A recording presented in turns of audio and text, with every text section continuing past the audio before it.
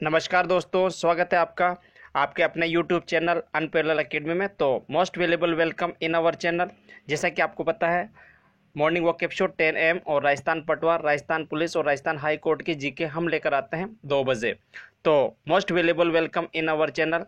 अब जैसा कि आपको विदित है कि राजस्थान पटवारी जो कि नेक्स्ट ईयर 28 फरवरी 2021 को एग्ज़ाम होने वाला है, और राजस्थान पुलिस की एग्जाम डेट भी डिक्लेयर कर दी गई है 13 सितंबर 2020। तो प्रैक्टिस सेट आज 41 में लेकर आया हूं, 1 से लेकर 40 तक। वीडियो आपने नहीं देखे हैं तो आप अनपैरेलल ई क्लासेस झालावाड़ की प्लेलिस्ट में जाए और वहां से इजी तरीके से आप 1 बाय 1 लाइव टेस्ट लगाइए। आपको इन वीडियो से निश्चित ही मदद मिलेगी।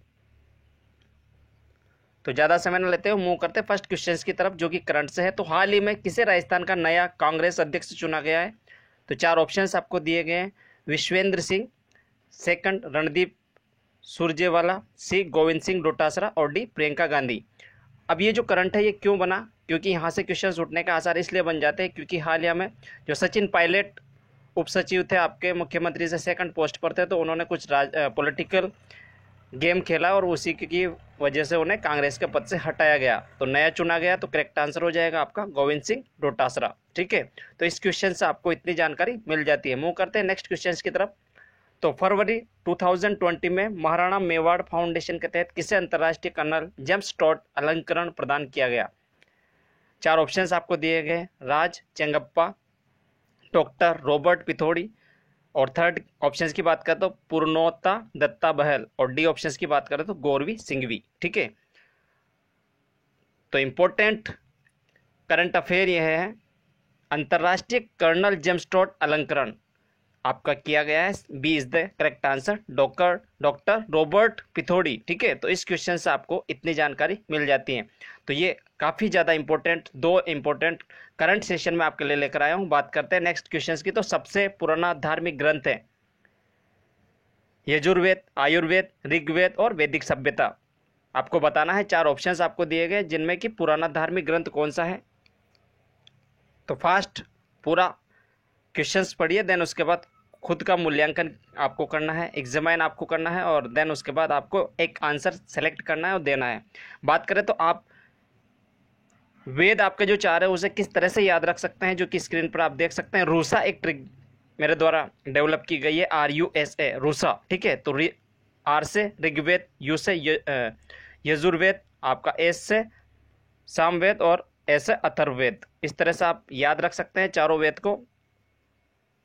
बात करें ऋग्वेद की, तो ऋग्वेद में आपका सभा और समिति होती थी। सभा तो आपकी जनसाधारण की छोटी सभा को बोला जाता था, और समिति बोला जाता था जनसाधारण की बड़ी सभा को। इस तरह से छोटी टर्म भी अक्सर बार कॉम्पिटिटिव एग्जाम में पूछ ली जाती है, तो इसे विशेष तौर पर याद रखें। सभा व समिति, जो कि ऋग्वेद के अंतर्गत सभाएं हैं, जो कि जनसाधारण की छोटी तो सभा, और बड़ी सभा आपकी समिति। ठीक है, आपका अथर्ववेद में जादू टोना से संबंधित है। ठीक है, तो इस तरह से आप इन चीजों को याद रख सकते हैं। और बात करें पुराना धार्मिक ग्रंथ है तो आपका ऋग्वेद, और ऋग्वेद में ही आपका इंद्र को पुरंदर बोला जाता था। मूव करते हैं नेक्स्ट क्वेश्चन की तरफ। तो निम्न में से किस महाराजा के दरबार में 22 कवि, 22 ज्योतिषी, 22 संगीतज्ञ एवं 22 विशेषज्ञ के रूप में गंधर्व 22 विद्यमान थी? तो 4 ऑप्शंस आपको दिए गए हैं। महाराणा फतेह सिंह, महाराणा भागवत सिंह, थर्ड ऑप्शंस की बात करें तो महाराणा सुजन सिंह, फोर्थ ऑप्शंस की बात करें तो महाराजा प्रताप सिंह। ठीक है,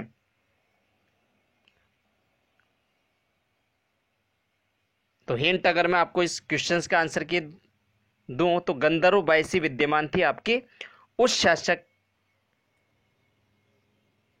से संबंधित है जिसने कि हवा महल का निर्माण करवाया था। तो जयपुर का जो हवा महल है उसका निर्माण आपको अगर पता है कि किस शासक ने किया था, तो आप इस क्वेश्चन का आंसर इसी तरीके से कर जाएंगे। दैट इज, किस महाराजा के दरबार में 22 कवि, 22 ज्योतिषी, 22 संगीतज्ञ एवं 22 विषय विशेषज्ञ के रूप में आपका गंधर्व 22 विद्यमान था?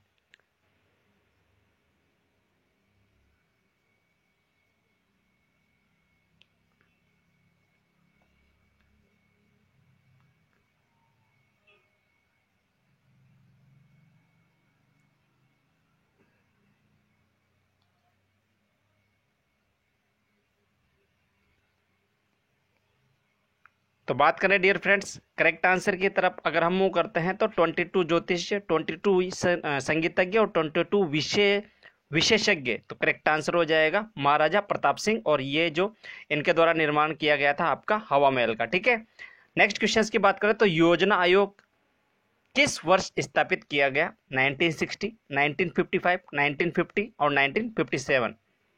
चार ऑप्शंस आपको दिए गए हैं, बताएगा। देखें, इंपॉर्टेंट फैक्ट की तरफ चलते हैं। बात आई है योजना आयोग की, तो योजना आयोग जब स्वतंत्रता की प्राप्ति में 1947 को हो गई थी, तो एक योजना आयोग स्थापित किया गया जो कि क्रियान्वयन करता था और यथावत रूप से लोगों की जो नीतियां होती थी उनको एग्जीक्यूशंस कराने के लिए एक योजना आयोग का निर्माण कराया गया था। वो किस सन को कराया गया था ये तो आपको पता ही होना चाहिए। साथ ही में जो बनाता था आपकी पंचवर्षीय योजनाएं का एक मॉडल तैयार किया गया। फर्स्ट पंचवर्षीय योजना जो कि हेराल्ड डोमर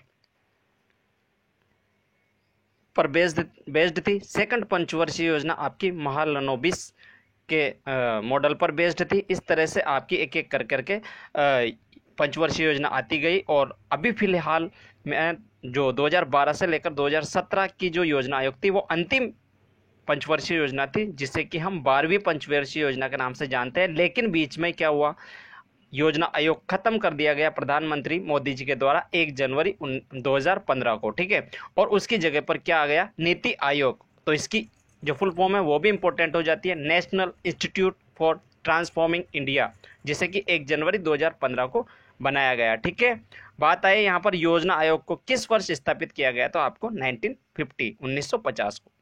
बात करें नेक्स्ट क्वेश्चन की, तो राजस्थान में स्टील ग्रेड चूना पाया जाता है।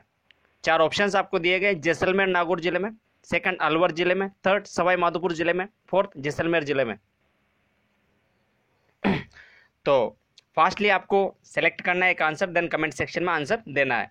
बात है स्टील ग्रेड चूना की, तो उससे पहले हम जो धात्विक खनिज हमारे राजस्थान के अंतर्गत मिलते हैं, तो धात्विक के अंतर्गत भी हम इसे क्लासिफिकेशंस करें तो आपका लो या फेरस मेटल और नॉन फेरस मेटल के द्वारा हम भी इसे क्लासिफाइड कर सकते हैं। और फेरस मेटल मतलब कि जिसमें लो अंश की मात्रा रहे, उसमें आपका लो अयस्क यहाँ से प्राप्त होता है और मैग्नीज आपका यहाँ से प्राप्त होता है। ठीक है, और अलो में तो अगर मैं बताऊं आपको नॉन फेरस या अलो जिसमें लो की मात्रा नहीं होती है, तो ऐसे आपका जिप्सम हो गया, आपका कोयला हो गया, आपका प्राकृतिक गैस हो गई, या फिर पेट्रोलियम हो गया। ठीक है, तो इस तरह से स्टील ग्रेड चूना करेक्ट आंसर अगर हम बात करें तो first is the correct answer, Jaisalmer Nagaur जिले से आपका स्टील ग्रेड चूना पाया जाता है। नेक्स्ट बात करें क्वेश्चंस की, तो राजस्थान का अंतिम एकीकरण कब हुआ? चार ऑप्शंस आपको दिए गए हैं, 1957, 1956, 1962, 1965। चार ऑप्शंस आपको दिए गए हैं, बताएगा। देखें, और बात करें अंतिम एकीकरण की, तो ये आपका भाषाई आधार पर सबसे पहले भाषा के आधार पर राज्यों का पुनर्गठन हुआ था। और पुनर्गठन कब हुआ था, तो 1 नवंबर, अब डैश डैश डैश आपको फिल करना है कि 1956 को हुआ, 1957 को हुआ, 1962 को हुआ, 1955 को हुआ। और इंपॉर्टेंट फैक्ट की तरफ चलते हैं, तो क्या क्या इंपॉर्टेंट हुआ एकीकरण के समय, तो सुनेल टप्पा जो कि मंदसौर में पड़ता है, और मंदसौर आपका मध्य प्रदेश के अंतर्गत आता है, उस समय पर सुनेल टप्पा को आपका राजस्थान के अंदर ऐड किया गया। ठीक है, सेकंड पॉइंट्स पर चले तो राज्य प्रमुख की जो पोस्ट थी, ठीक है, उसको भी आपका एकीकरण के समय खत्म कर दिया गया। ठीक है, और ऐड क्या किया गया, तो राज्य प्रमुख को तो खत्म किया गया और राज्यपाल के पोस्ट को यहां पर एडॉप्ट कर लिया गया। कब? आपका 1 नवंबर 1956। तो इसका करेक्ट आंसर हो जाएगा, second is the correct answer, 1 नवंबर 1956 को आपका राजस्थान का अंतिम एकीकरण हुआ। बात करें नेक्स्ट क्वेश्चन की तरफ, तो गांधी जी ने सर्वप्रथम भारत में सत्याग्रह का प्रयोग कहाँ किया? दैट इज फर्स्ट अहमदाबाद में, सेकंड इनमें से कोई नहीं, थर्ड चंपारण में, या फोर्थ खेड़ा में। तो गांधी जी से भी आपको पता होना चाहिए, गांधी जी का जन्म जो हुआ था 2 अक्टूबर 1869, विशेष तौर पर इनकी जयंती डेट याद रखें, 1869 और 2 अक्टूबर। ठीक है, और बात आई है भारत छोड़ो आंदोलन इनका अंतिम आंदोलन था जो कि हुआ था 1942 की टाइम। कब? 1942 में इन्होंने भारत छोड़ो आंदोलन चलाया और उस समय पर क्रिप्स मिशन एक योजना दी गई थी, जहां पर कहा गया था कि भारत को पूर्णतया संविधान के तौर पर अलग कर दिया जाएगा, उसका शासन भारत को संभला दिया जाएगा। इस तरह से क्रिप्स मिशन योजना आई थी 1942 में, जिसे गांधी जी ने डेड चेक की संज्ञा दी थी।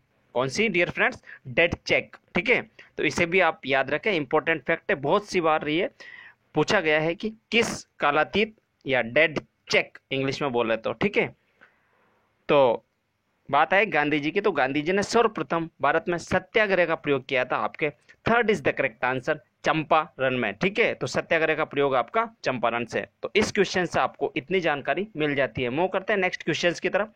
तो मनुष्य की आंखों को विभेदन क्षमता है तो 0.1 mm, 0.2 mm, 0.3 mm या 0.4 mm। इस तरह से आपको बताना है कि विभेदन क्षमता आपकी आंखों की क्या है। तो आइस की अगर हम बात करते हैं तो डियर फ्रेंड्स, ये सिमिलर टू आपका एक कैमरा जो होता है, वो कैमरा किस तरह से या कौन सा लेंस कैमरा यूज़ करता है, दैट इज़ आंख भी उसी तरह से व्यवहार करती है। और इस पे बनने वाले इमेज की अगर हम बात करें तो कौन सी बनती है, तो इस पर बनती है आपकी उल्टी इमेज बनती है और आपकी रियल इमेज बनती है। मीन्स टू से प्रतिलोमित और उल्टी। प्रतिलोमित मतलब कि उल्टी, और रियल इमेज ये देता है। ठीक है, तो आंख से इतने आपको पता होना चाहिए। एक जो स्पष्ट तौर पर आपको अगर बिंब की या ऑब्जेक्ट का अगर आपको इमेज देखनी है, और वो भी आपको कौन सी स्पष्ट देखनी है, तो आपको इमेज कितनी दूर होनी चाहिए, तो 25 सेंटीमीटर की वो डिस्टेंस पर होनी चाहिए। ठीक है, ये एक फिक्स्ड या कांस्टेंट वैल्यू है 25 सेंटीमीटर, आप विशेष तौर पर याद रखें।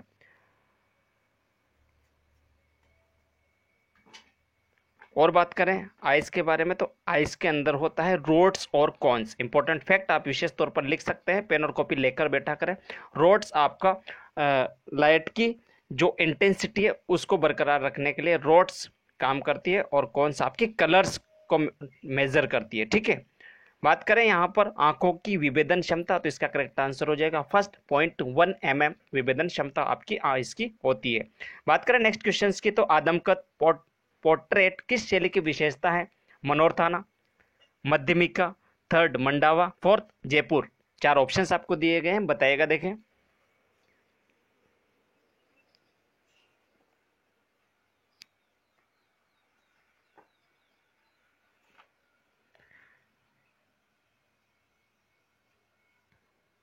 आदमकद पोर्ट्रेट किस शैली की विशेषता है, तो चार ऑप्शंस दिए गए हैं। खुद का मूल्यांकन आपको करना है, और लॉकडाउन जब अब धीरे धीरे हट गया है तो competitive exam one day exam अब होने भी लगे हैं। फर्स्ट एग्जाम जो कंडक्ट करा रहा है आपका राजस्थान पुलिस 13 सितंबर आपका 2020 को होने वाला है। तो अब धीरे धीरे सारे एग्जाम कहीं ना कहीं होने वाले हैं, और तो ये क्वेश्चंस और ये जो सीरीज है, आई होप आपको ये पसंद आया होगा। ये सारी चीज़ें आपको कहीं ना कहीं मदद करने वाली है।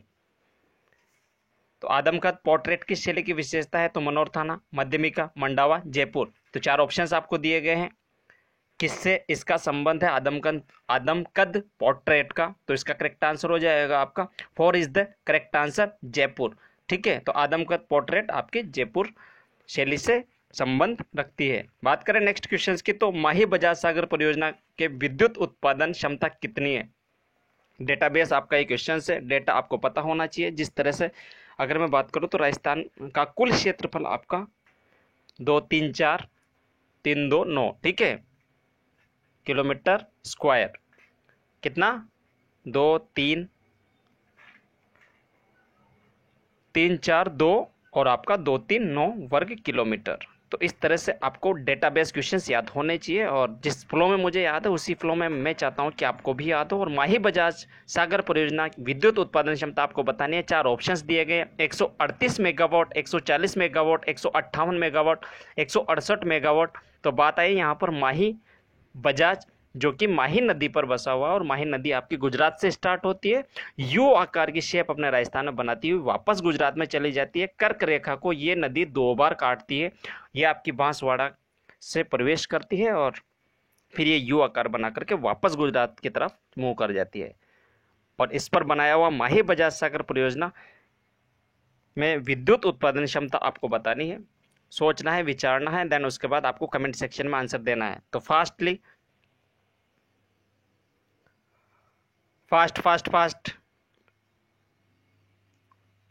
तो बात आई डियर फ्रेंड्स, माही बजाज सागर परियोजना विद्युत की कैपेसिटी देती है, second is the correct answer, 140 megawatt की कैपेसिटी देती है। मूव करें नेक्स्ट क्वेश्चन की तरफ। तो पंचायत का चुनाव किसके द्वारा करवाया जाता है? तो चार ऑप्शंस आपको दिए गए हैं, राज्य सरकार द्वारा, जिला न्यायाधीश द्वारा, पंचायत समिति द्वारा, जिला का प्रमुख करवाता है। ठीक है, तो चार ऑप्शंस आपको दिए गए, बताइएगा। देखें,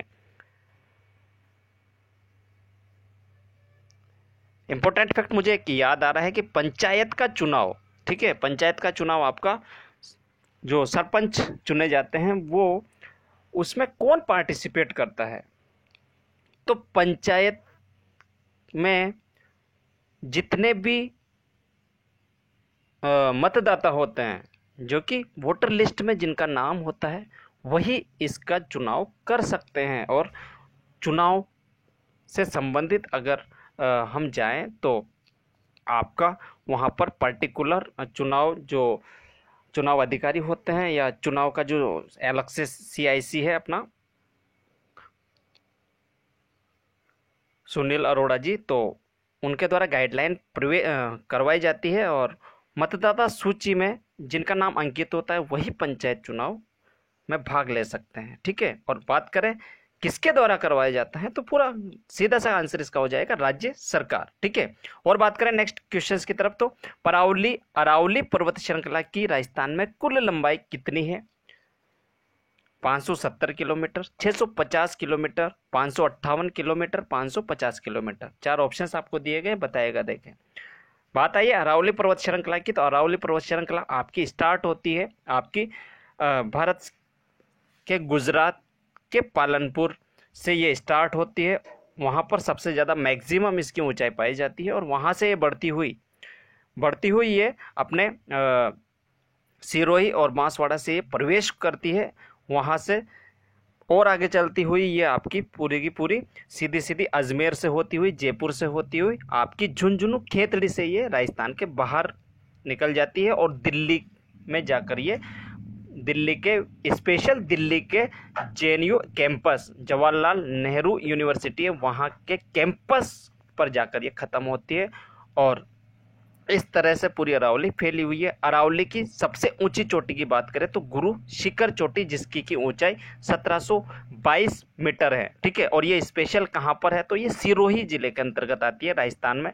और इससे जो सेकंड मोस्ट चोटी की बात करें तो शेर आती है आपकी 1597 मीटर की आती है, और ये भी आपकी सिरोही जिले या सिरोही डिस्ट्रिक्ट के अंतर्गत आती है। तो इस क्वेश्चन से आपको इतनी जानकारी मिल जाती है। और इम्पोर्टेंट फैक्ट जो कि क्वेश्चन में पूछा है, उससे आपको खुद को मूल्यांकन देना है कि अरावली पर्वत श्रृंखला की राजस्थान में कुल लंबाई कितनी है। इंपॉर्टेंट फैक्ट मैं सारे आपको बता चुका हूं। गुजरात से दिल्ली 1722 मीटर गुरु शिखर, और अरावली पर्वत श्रृंखला जो कि स्पेशल राजस्थान के अंतर्गत 550 किलोमीटर के अंतर्गत ये आती है। तो इस क्वेश्चन का आंसर हो जाएगा, ठीक है, 550। अच्छा लगा हो वीडियो तो दिल से लाइक कीजिएगा। आपके लाइक करने से मेरा मोटिवेशनल बढ़ता है, और चीज़ें अच्छे तरह से मैं अनपैरेलल तरीके से डिज़ाइन कर लेकर आऊँ। और आपके जितने भी व्हाट्सएप और फेसबुक पर स्टडी रिलेटेड ग्रुप है, इस वीडियो को ज़्यादा से ज़्यादा शेयर कीजिए। नए हैं चैनल पर तो सब्सक्राइब कीजिए। जब आप सब्सक्राइब करेंगे तो बराबर में बेल आइकन का बटन दिखाई देगा, उसे आप प्रेस कर लीजिएगा। मैं जब भी वीडियो अपलोड करूँ तो तुरंत आपको नोटिफिकेशन प्राप्त हो। So thanks for watching this video. इसी तरह मेरे चैनल के साथ बने रहिएगा। मैं इसी तरह से 1 से लेकर 40 के लाइव टेस्ट नहीं देखे हैं तो प्लेलिस्ट में जाइए और वहां से विजिट कीजिए। निश्चित ही मदद मिलेगी इन वीडियोस से आपको, ठीक है।